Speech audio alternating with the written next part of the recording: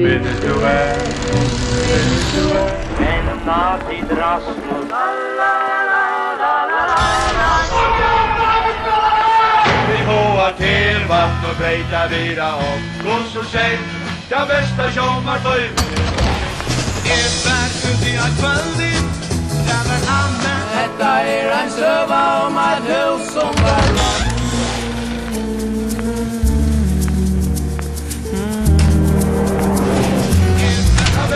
Minnes du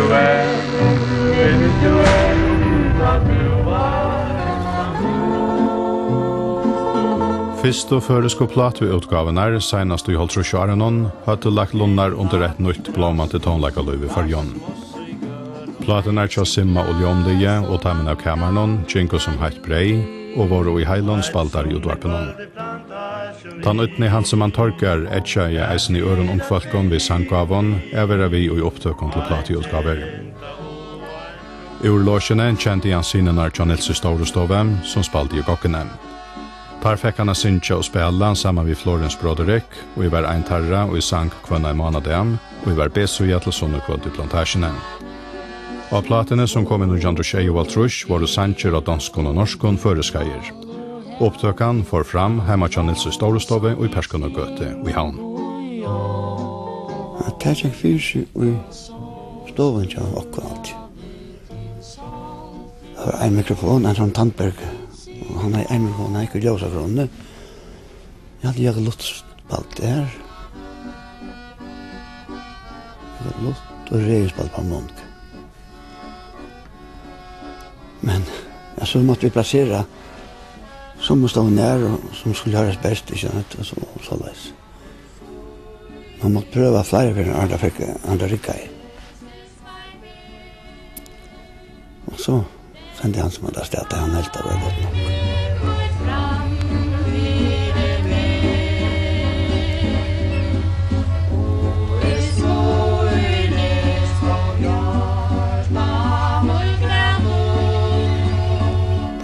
Det klingeisjo og alt sjokk. Men det lukket, det var nytt, og det var han kjann, og tog ble det ganske spalt, jeg vet ikke. Hansemann kjørte i atterunne Johnson Nutchwaltrush en plate vid siden av John Nilsi Storestove. Sangener var bare fremmanter, men tøytter til først. Og av asøyene høyrest dia vid sunne særstøkke tultsing av Amerikabrevenen Joss Vianon Ruben Nilsson. Henta opptøkan var eisne gjørt heim av hus. Det var samme ljósa krona som hun ekko i mikrofonen. Det var ekkelig å løy til hver. Men vi skulle pynta på å gjøre det bedre, men vi fikk ikke noe bedre. Det ble jo bare det her. Vi fikk noe så snet igjen enda. Short no more, my darling, to strike me, be another man, skærlig elsker til.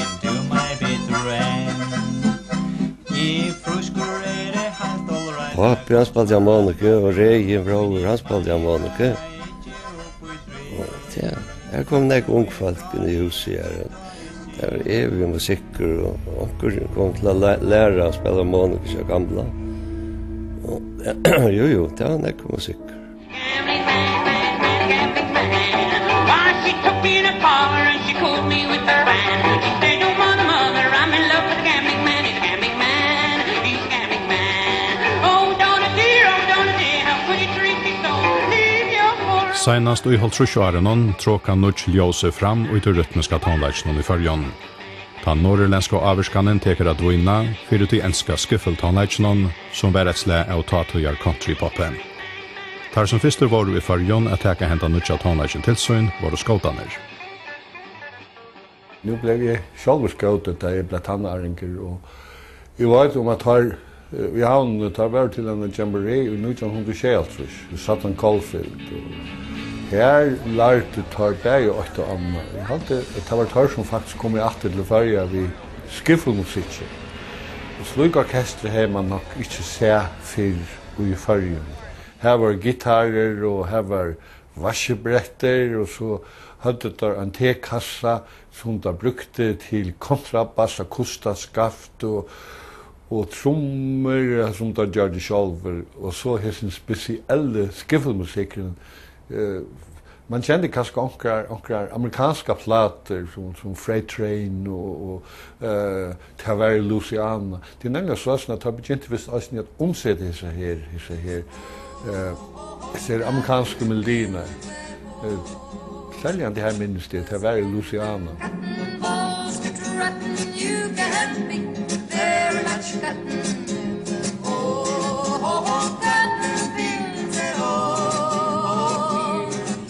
Det eneste jeg minnes så det var at det her for at han elsker noe før skal være kvar på at ta lui til piltur være I tjekk min kvot affære av gøten noen nei, av fløten noen ja ta være Louisiana når hendes Texicana av fløten noen her heim ut vær bom, bom, bom, sier Tor bom, bom, bom. Nu spela hot day rock och roll day velta kott day diska ut. Av flöten och när heim ut vär. Ja, det var Louisiana när hendes Texicana. Av flöten och när heim ut vär. Så kom det grönt att spalt I hatten här som enkor och Jackson och svänkor. Av flöten och här heim ut vär. Och så det var nog grönt här. Det gör det tankligt om oss, ja. Och såna grejer. Det var öljast stolt. Vi hade en förska skattasangbok och vi förska skattasankon och det var latte sanger och vi latte melodien, vad ska jag säga, utländska melodier. Det var Eskil Kristiansen hej omersnägg var ist själver.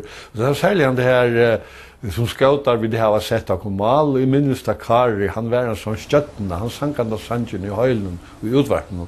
Han säkert östen sunjanda sangen att vi tøyden der hadde I 8 I Kjønlagerhusen. Han ble en sånn ordentlig støttende.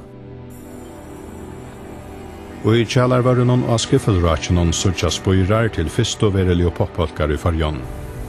Heser balkar færa så smått at tråka borstor harmonikana til dansetonleikjen. Ein av hesen balkon stod Rapall Sori Vaje langt I 1922. Robert McBurney og Jakob Mortensen var 8 menn I Red Boys, som måtte være første balker og brukte streimriken jåføren.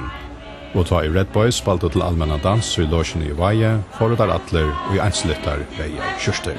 Jeg halte nesten oppsittet fra Hans Johans I havn. Og det var så spennende, og kunne stå og boja inn til postamenn som kom, og forrige og banket på posthusen, og spurte om vi skulle få kjørsten her ut og prøve til. Det var som sagt vet noe kjøltrus. Og spilte så kom Sjure Strøm, han magspilleren. Han kom så vi kom I kurs. Og var et fører spilte til dem I klubben med førere. Og det hjaltes øl der Sjure kom vi I eisen. Han var som ikke unker til at han var vi på alt mål. Så og spilte en sånn blanding skiffemusikk, akkurat til London igjen og sindre av rock and roll. Det første man hørte akkurat av Elvis og Cliff Richard til dømes. Men så eisne blant, og Jakob tok trompeten av I kurs, så det ble sånn tur varierande, skjønner? Red Boys framførte og eisne så et eknam. Jakob Mortensen vurste ble unker gaver for lesmo hjem.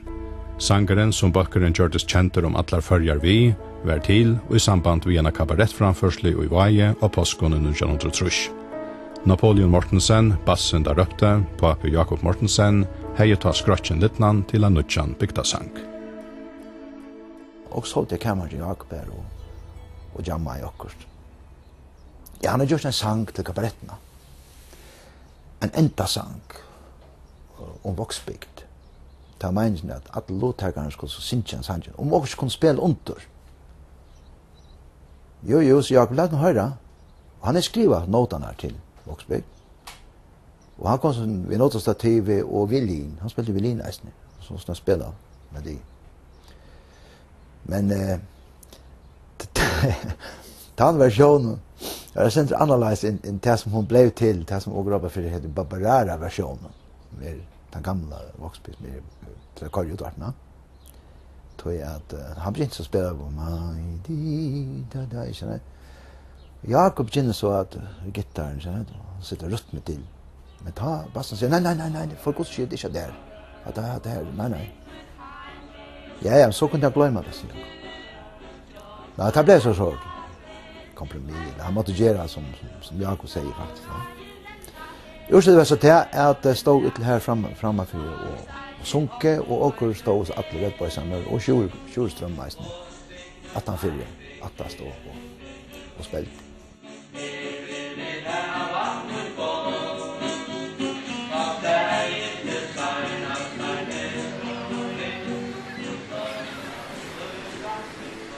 Popbalkaner skoto seg nå opp imsastan i landet. Nekver var og avskeier av enska instrumentalbøltsjonen Shadows. Ein av hesson balkon var Runar, som unnskjer havnatranger i Mannava, og lei 1921. Tar hilde til i skåthusen. Og tar var alle skåtar, og tar var Finnboje, Johansen, og Rune Øster, Jakobs Hofos Voksøy, og Jens Reine. Og jeg og Finnboje vi gikk i flotje sammen i realskolen. Og omkring så får vi ned og lurt etter, men tar spalte faktisk bare instrumentalt og kjedåslø og sånt. Og så på et tidspunkt så skulle Finnboje lære meg å spille gitar, noe grep. Og så sa vi til å sunge at vi og sånt. Jeg og en som heter Erla, vi gikk i flotje sammen. Og så kom Finnboje på at det var nok så stort litt å finne sanger vi i bølgen så timen. Og så kom jeg på i. Runar Jinko Tulja og i utgavetonkon. Men ta vi alt sjåa platefela i His Masters Voice var sommeren 1904 sendte av føreska marknaden 501 tøk av en singleplate vid 2 føreskon sankon. Jeg er det ikke som Runar, eller at vi har selter som tantonleikeren og i ungdommeren nå fjølka i stund.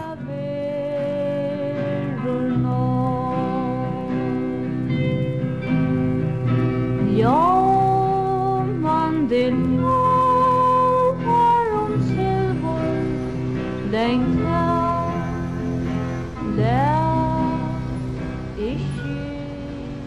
Det var faktisk helt annerledes. Tar spalte som regel bare kjedåslø. Og det som jeg sang, det var et tog-togene nok så garvilt. Noe løt av Wanda Jackson og Brenda Lee, som var mot story i alt. Så det var mer så vilt som jeg sang. Så det var liksom sindre annerledes. Nutje tonleikeren fester eisne røter mittlen ungdommen fyrir norran i landet. Fyrste popbalkeren i Esterøtene nå i ombuna. Vi jo i Fuglafire, og Arre 1922. Under trappen av Paul Hansen, her var en så i klubb som Hannes Hansen hadde. Og her hadde vi møte Stanley i Jonsvån. Og her skjøtte vi så høyre kom vi gitaren, og her spalte vi mest kjettesmeldier, og Stanley var en god gitarrist. Han var så, han spalte sånne solo, og Jonsvån spalte så bass, og jeg spalte så rytme. Så her var akkurat første møte vi hans tog som blev i endan av Silverboys. Som og tog hever Vestmanna finnes sitt første poporkester. Balkaren nevner seg Westerns. Det spalte til dans i dansstående, og det vant og eisen i dansstående. Og det var helt større, det var å slippe stand utenfor her.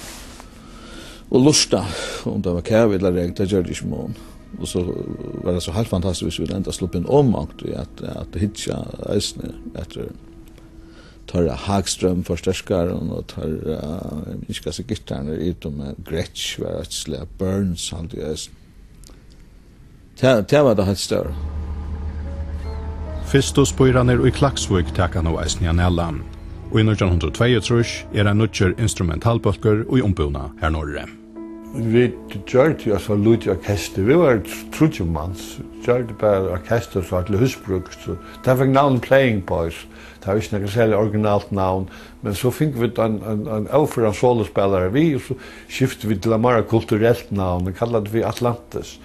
Det poporkester var i grunden det første poporkester som var her i Tjokkom. Utvarspet som framvies ungt nå ferdig av vise nødt til tonlakabolken og AHA. Ble unga manningen og i havnabolken Enjoyers en tarra som slipper romana Bridgebakka å spela. Shadows og blåsteren var ikke færre skyver av. Så vel spalte unge drangene i utvarpen at han jobba i nastan som en rødt Shadows framførsla.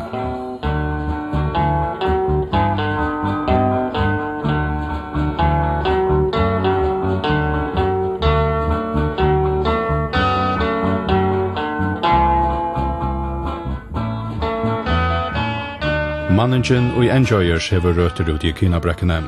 Jaunaldrander Hans Christian Clemensen og Johnny Andreasen bor hus om hus. Gitarfralæreren til Ebjøtna og Kamaren og Vurstem at Annar heier særstakkar gaver.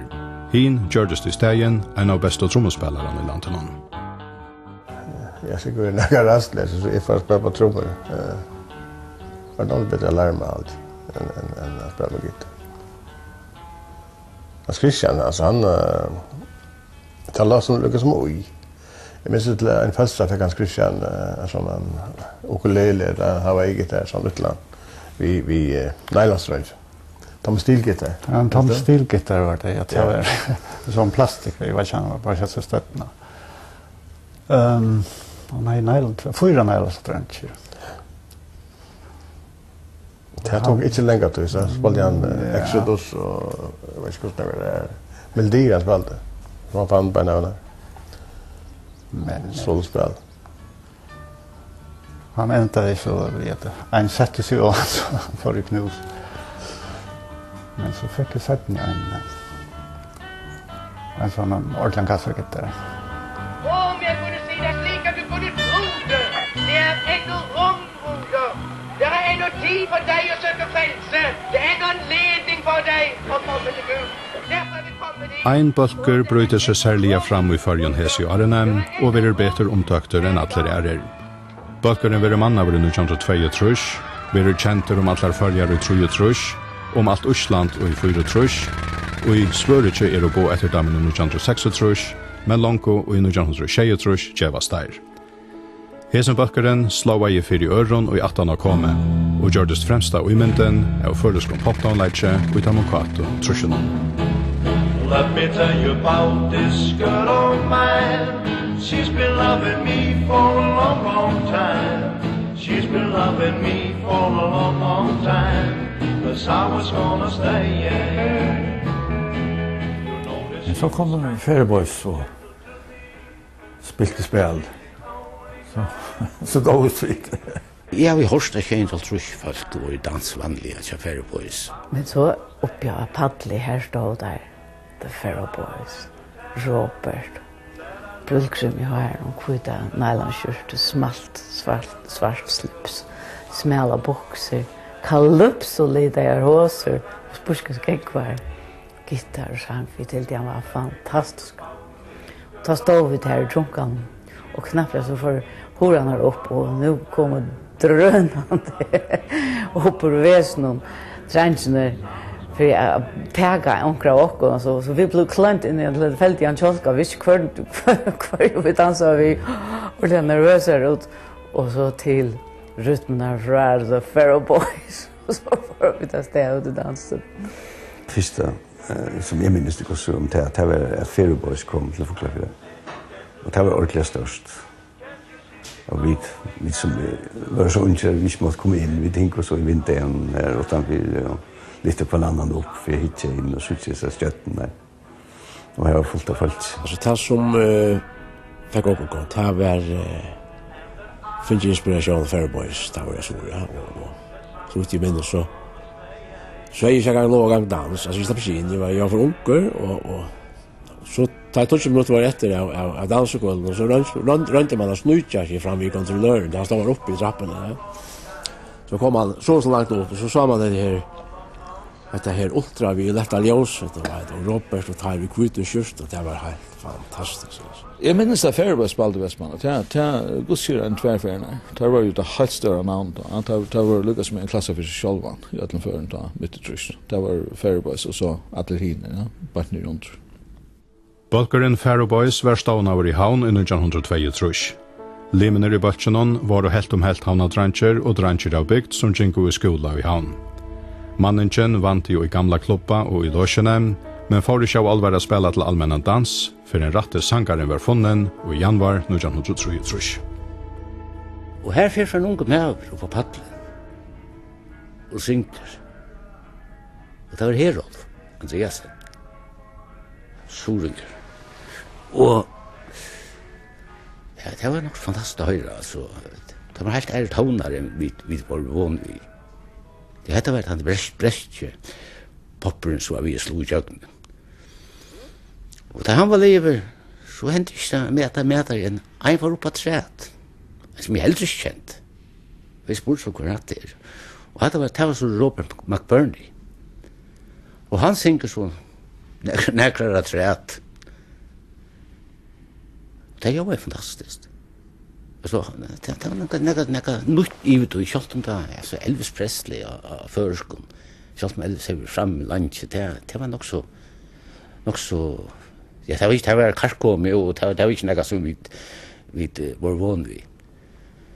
Og det undrer meg unga at Robert stod at den tævla sangar i Fairboys. Det undrer meg bestemt ikke. Now I'm telling you a story of 6 guys who stand in here and play quiz, rock and skip. Oh yes, anything that you care.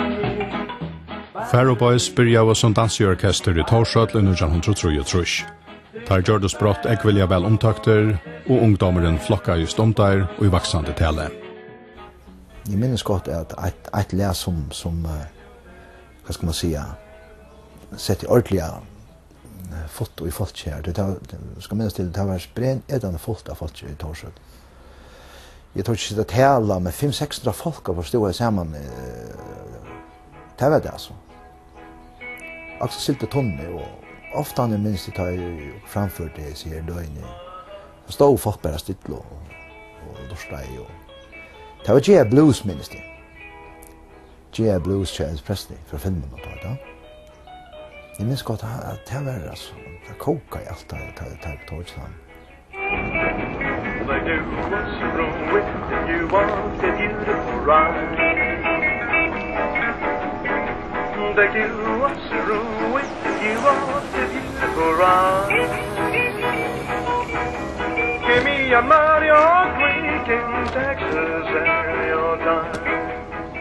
Og tar begynner så å spille sunnekveld i Torsøtl. Og folk tok da beina av tilsyn, og gokkan spalte i Kjønnagerhusen, men altså alt følte ikke være i Torsøtl. Og dette var et oholdbart, en oholdbart støva til at Kjønnagerhuset var til bedre huset. Så et kompromiss kom at her finke kom nyan Kjønnagerhuset og finke mykveld, men Torsøtl gokkan fortsetter vi sunnekveld. Jeg skal ikke bli så, det vet jeg ikke, men nu fikk vi knappt et dansekveld at det. Sunnekveld, det var altså out of the question. Det var gokkekveld, og det kunne ikke røre vi. Men det bjør ikke så ånskveld. Og det ånskveld, altså. Ja, ok, altså. Det var bra det. Men det var ikke problem. Det var altså. Da man husker om det, kjenner jeg at det var jo dansen var fra klokka 0-12, kjenner jeg. I meg så vi, hvis det var et midt i vik, hvis det var ut av måten, så er det kanskje det blir sin rørelsen. Men da kom folk i dansen og folk og tutsi var fullt nesten. Occupation G.I. Blues. I brought my G.I. head to the east of my jeans shoes. And if I don't go, stay so. Fairboys hadde skiftande manning.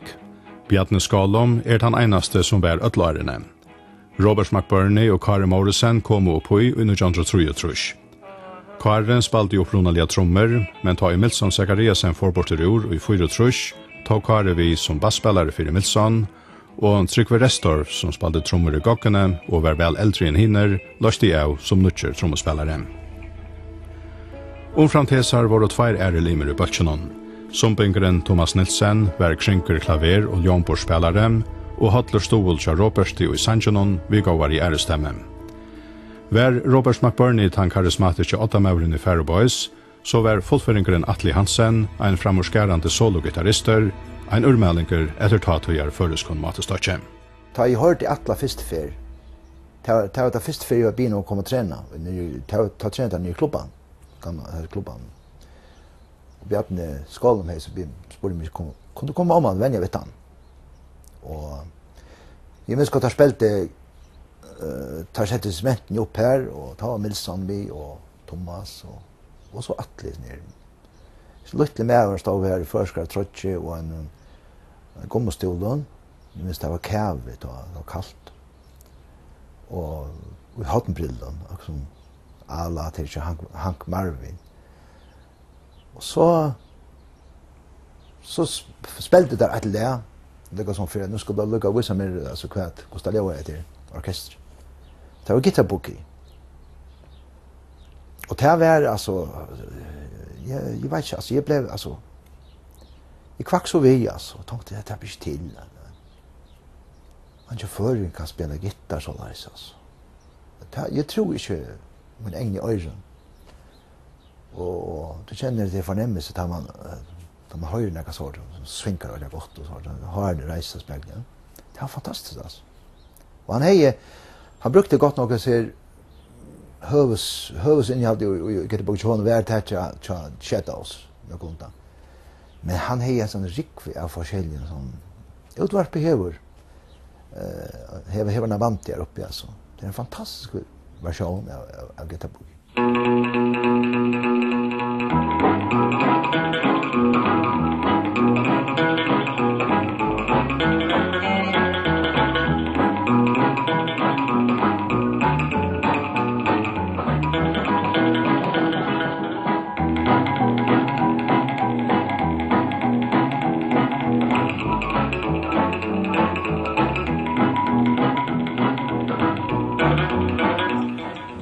Atle lærte meg flere sanger.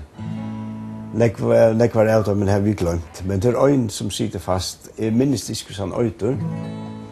Men jeg spalte rytm og ta I Atle gavst, så lærte jeg meg henne sanger, og vi ble via spillende Silverboy. Så jo, jeg så det alltid.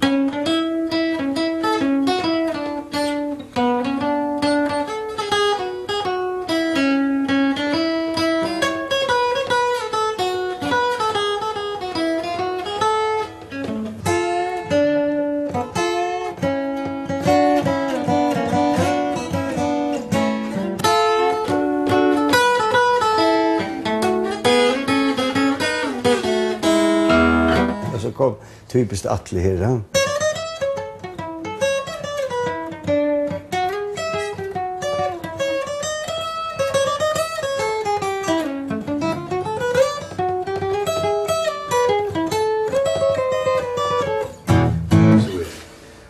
Nøyjan 104 stora Jöknumbrottsåret av Faroe Boys. Tar gjør vi ut singleplate ved tveimon føreskon sangon. Heimkomman, som Robert Kjolver Yrste, og som bandonsvimmeverans her I Vaje, Jakob Mortensen som jeg lær til, var I Heilon et høyre.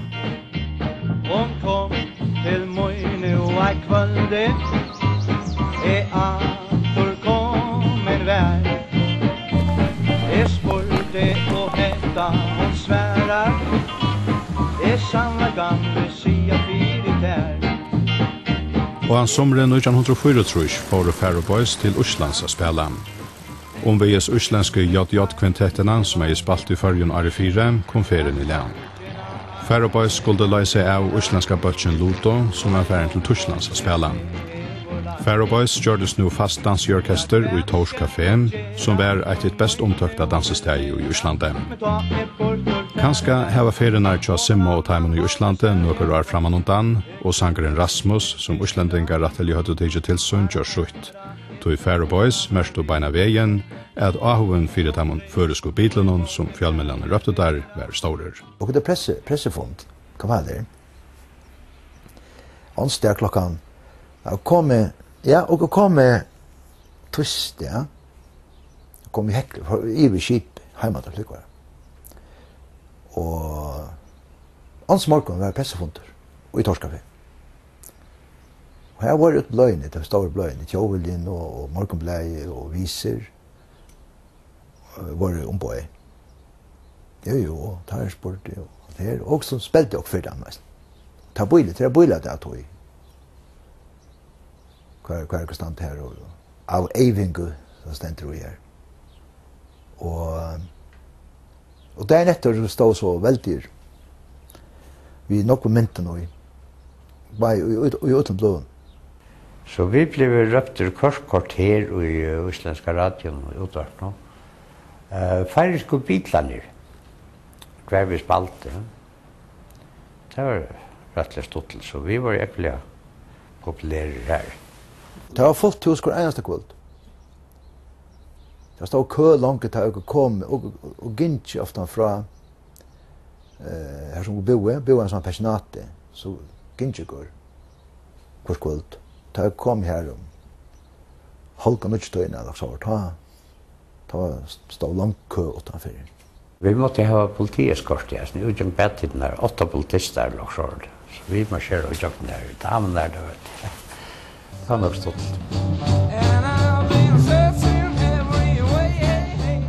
Jeg minns det at det islandske bitland, det var Runar Juliusson og kompanoi. Det var der Jomar.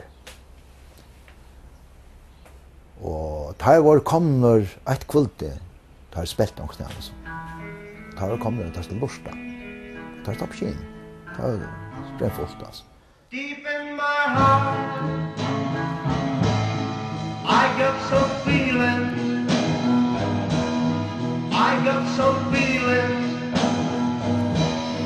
Feelings for you Og i 1935 kommer andre singleplatan til Faroe Boys, omframt har ekne tolkning av sangen om Abilene, framføra der en utjan sang, og Robert McBurney har skriva Feelings for You.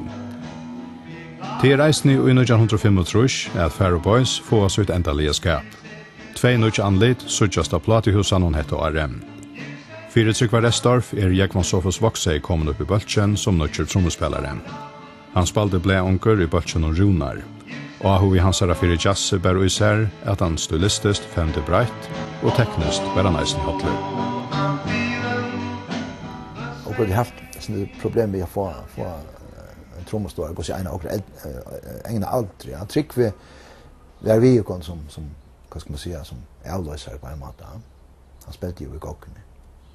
Han var i Østland i Viken nu, og i Fortrøs. Så da Jakob Sofus kom, ta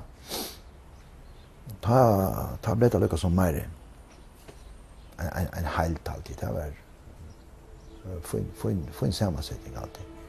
Annar nødjelimeren i Bøltjenon skulle tekka vi som nødjer solo-gitarister fyrir Atle Hansen, som nu er liver av læraraskolan og flotte til Foglafjæra Bekvann. Faroe Boys var du i døperhoan. Flere tarra i vavust skikkaver avløsare kunde fåast fyrir urmeldingen og Foglafjæra. Men ein helt unker og akalla pura okjenter gitarister var færena mela og i hoanon av Robert McBurney. Jeg hei troff Jokan Dahl, Suri Vai, da jeg var ferie. Han bor i Suri da.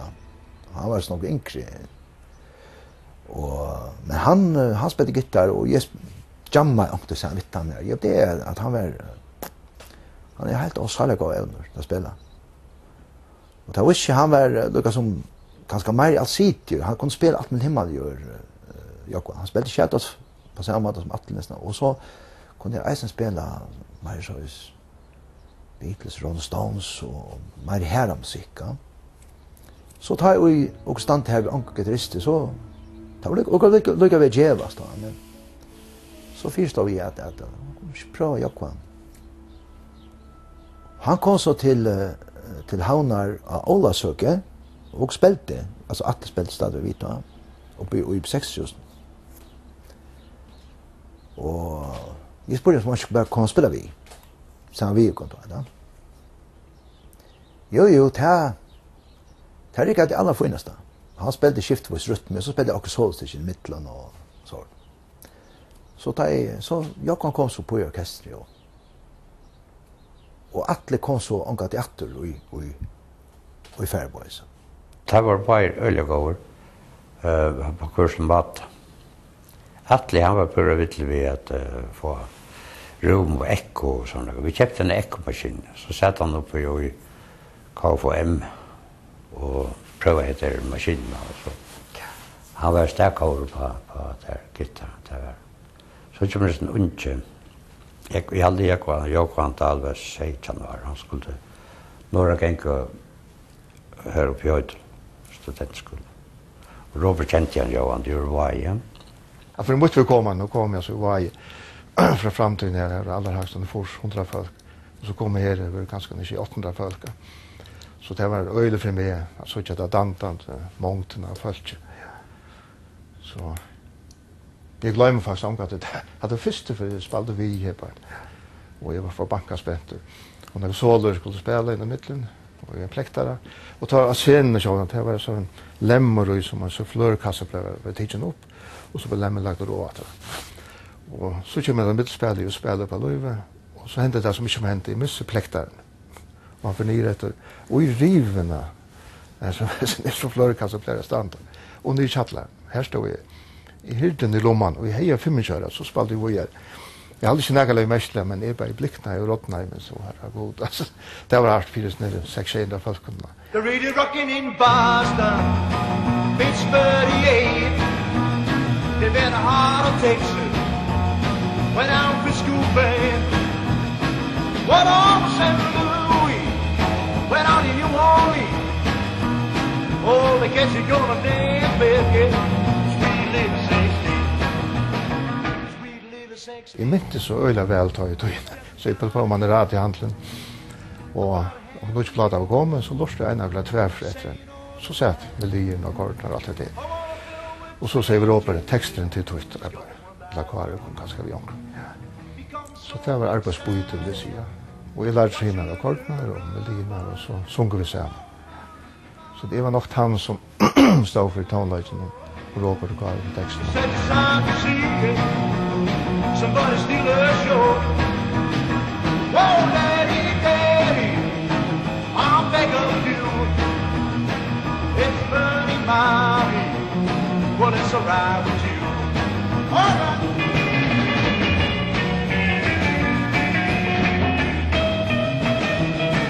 Det var helt fantastiskt för oss, det synes jeg at det først band spalte det moderne atomleisen. Det som minns særligt, det var jo at det hadde et veldig godt show, en opptrakkan, som ikke var så vanligt da. Bare at trommespilleren stod oppi og spalte, mens han røst jo opp og spalte en trommesål. Det helt ut var øyelig. Jeg hadde bestemt jeg kan da enda til å korte gittaren som nakkan og så sånn. Og det var jo også en sort showmanship av at det er etter tantigstandard. Men det var størst da i Færøybergs var Røsmann. Det var en kafeteria. Ja. Det var spalt og Satisfaction i Rolling Stones. Det manglet bare det gulvet skrambla i alt undan. Det gunga i alt som det var. Ta måtte man lukka som dussas nyrat. Det var ordentlig god stemning, det var det.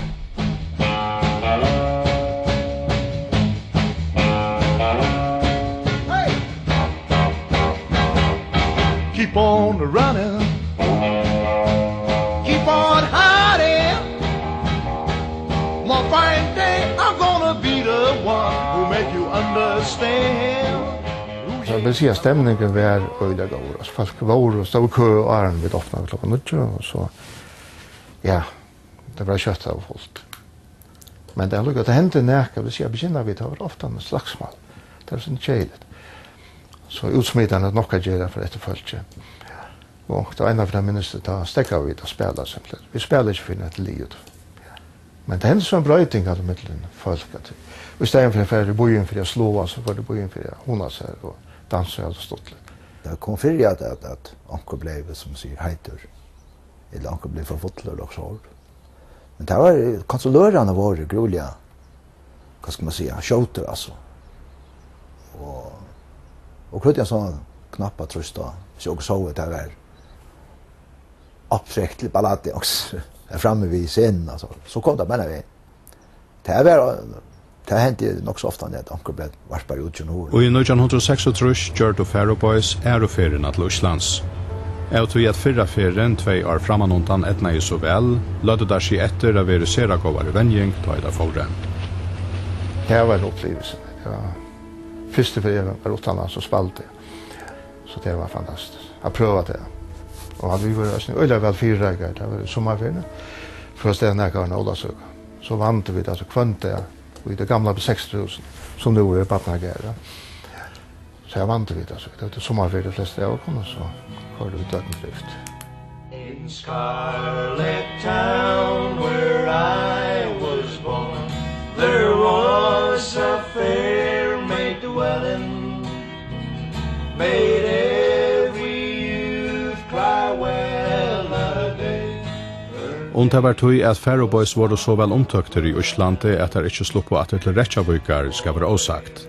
Men felaget til Øslandskon popbolkon ville ta ikke løyva øron enn Øslandskon bolkon er spela til allmenna dans i Reykjavík. Og i stegen lødde føresko bitlander, Norrur og Esterland i underse av sommeren 1936.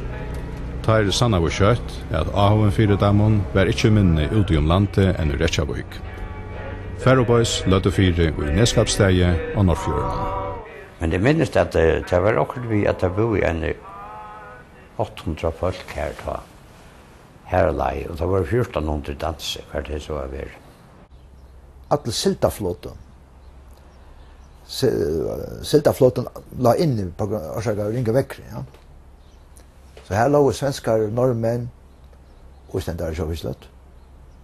Så her ble så avlok sa det nok folk, altså det var nok mer folk inni det løftet av jeg vet ikke, der snakket om 800 folk, altså.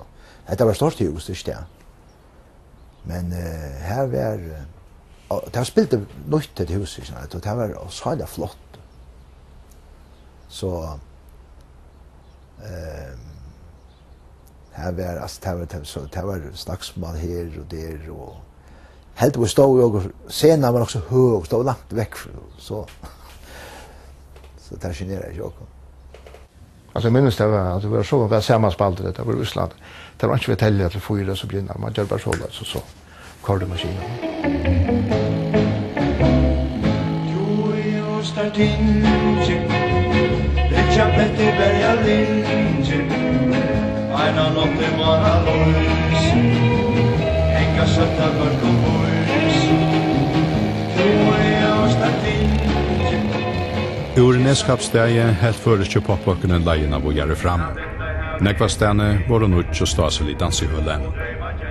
Færre var eisene langt og leiene til Akurøyrar.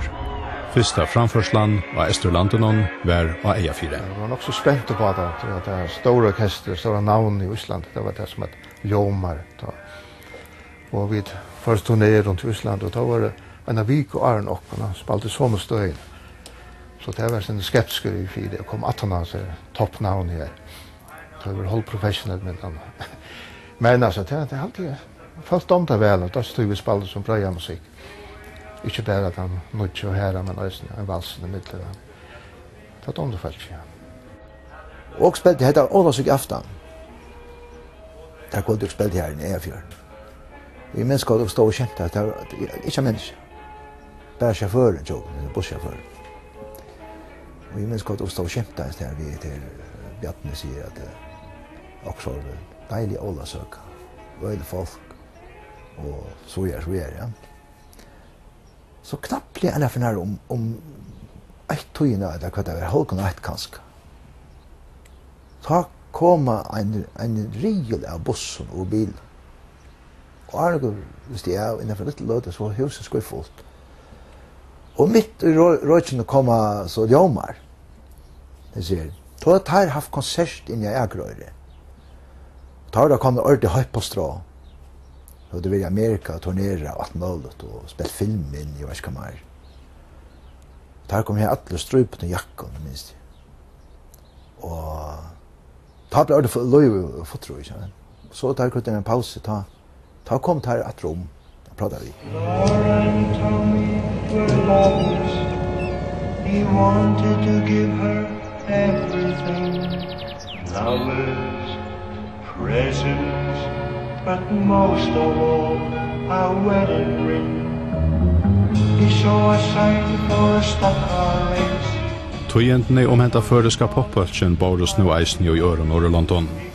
Og i 1936 var Faroe Boys bodner til Sveriges av spela, og i best omtøkt og underhalssendingen i svenskene sjånvarpet hei og Arne. Det var navn frem i sjånvarsversteren Lennart Hyland, som atleia få føreska bøtjen vi og i beinleies leierkvallsending syna Hylands hørna. Men Sverigesferien, som atler var sera spenter affæra, vært av ånkon. Teiru i skola finko ikkje frui, og havast anker var sinna være letta skola være skola, så var enten kortene tann at bølgeren settes datter. Martin Holm var rektor da. Han sier nei. Og finnes ikke frui. Og kunne annars ørne alt. Instrumentene skulle nye Charleston. Jeg vet ikke om det får fortsatt det hvordan det var. Og skulle flikpa nye. Tag instrumentene, så tog ikke i. Så alt var, som man sier, fyrreik. Nei, og finnes ikke frui. Og at det bare færa, kjøtt bjattene var vi på at og færa bare sted, godt til at færa skolat. Og det er vi var utrolig spent på det. Men vi fikk jo svær, samme svær, samstundet. Så vi kan gå færa, men ikke komme atter. Ta hadde vi grån, det vil jeg si. Det var en fantastisk chans. Så bare kommisjonen var oppe, så ville det resten arrangere det var dansekveld og konserter vi gjorde. Men det var for så vi var ikke, ja. Så det blev ångkon tyvärr. Det kunde jag nog stått där och skulle inte spela också så här i Stockholm alltid där var. Så också dansas där, visst ni. Vi har gått här då alltså.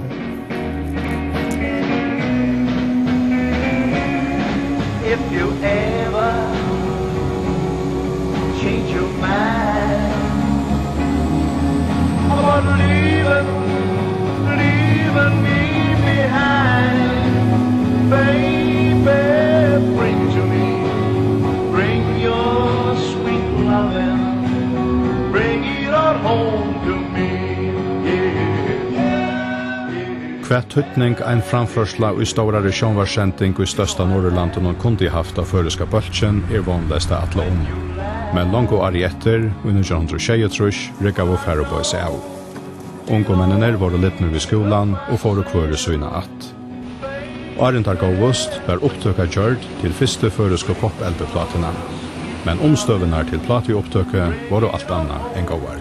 Det bare var ett spår, så måtte vi jo, når jeg venter å synge og spille, alt sen, trommene vi, alt og jeg. Være en feilrøys, alt at. Jeg minns at trommene ble pakket inn et teppe på, for det var oppe i Aulen i Høytøl. Jeg kan så for, han sa også slett ikke. Han satt på scenen her og teppet var fyr. Trommene ikke skulle lære meg for nek. Så han skulle være vekken her at han fyr. Milson tog opp. Så det er altså, det er alltid det man må si, etter tatt og gjør møla, eller som forhånden verende, er at det rekker jeg rettelig vel. Alt ble spalt og sunt. Væren feiler alt mått. Og det var skjoldan til væren feil. Så det er ikke ikke det. Og av platene jo iverhøver sanger som balkeren heia skronne ta i spaltver til dans. Akkurst vært av nøyt og førest. Platan som kom utstått for i jalen 1923 gjør det sera vel omtøkt, og alt oppleie var utselt etter favon døvun. Ikke fyrir nå i 2000 gav tottelplatena, nå digitalt rensaja, ut av fløven. Og Færøy Boys, det har vært først mye kvalt, og det var fynner. Man husker ikke nær i dem, så da man høyrer opptøkker settene, så heldur man og stedfester at det var faktisk salig godt. Det har det vært alltid. Men man skal komme sånn på avstand for at du har vurderet det, så du blir eldre og få sånn mer forstand på det. Men ja, det var øyelig flott, det var så helt vel gjørst. Altså, nå spalte det samme repertoire øyelig landet, men det var sera ordentlige fragjenge, altså, vi får tingene lykke.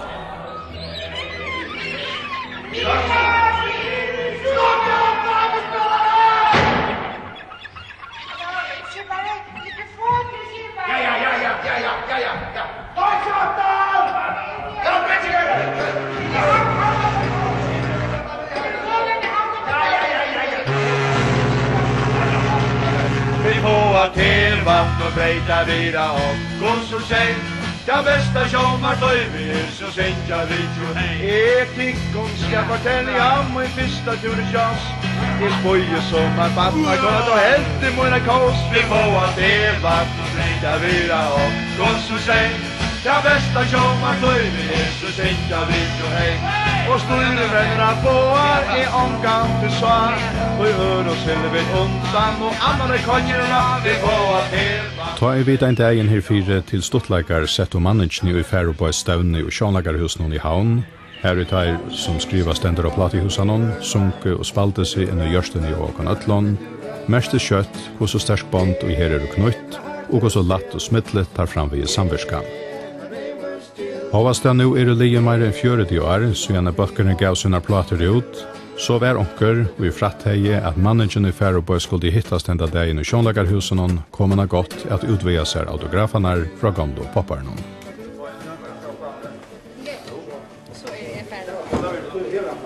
Ja, det är vuxna där. Det ska jag nog bli bra. Det är också balansstand det någon. Oh ja. Pappa, du ser pappa om det kostar en Færøybois plakat. Jag går svär det här. Vanligt var at Færøybois enda av dansen i sjånlagarhusen via en sjelaram, og hvor ikke atter henda dagen i 2012. All of the passengers that were on board seemed to be happy and gay. But one little boy who sat by himself was reading a letter he had. You could plainly tell by the look on his face that the contents of it made him sad. The slow conductor I'd start. Det där finns ju förhöjningen här till trunken. Att han Oslo står det så ju. Så jag det att han så. Att han 6. 6 ja då. Trick reach. Ja så då. Att han sätter turen. Och så alltså. Jag tycker bara förstärka när det kommer. Jag tänker också förstärka det. But I pay you back someday. Then I put you off at the next stop we made. But he stopped when he Han sista mannen som var han som var långt samman nästan, ja. Det blev bättre sammanspel. Och då jag kom komma trätt, ta finka och till dömes en stämmiga trätt, så det blev alltid tröstemt kor, eller två stämt kor och tröstemt sankor. Det fyllt i ögonen och eisen till att och arbetade mer seriöst via få det precis och ja. Och tracka I wanna reach home. Please, Mr. Conductor, don't put me off on this train. The best friend I have in this world, sir, is waiting for me in pain, expecting to die any moment, sir, and may not live through the day. I wanna his father goodbye before God takes her away. Cheers. Ja, ja. Så. Ja, då vill minnas väl. Ja. Tack så mycket. Gör det så gärna. Minnes du ta du var tjammer, allt var så gott som det var. I har väl långst efter här. Minnes du den dagen vi klar, och vi hejan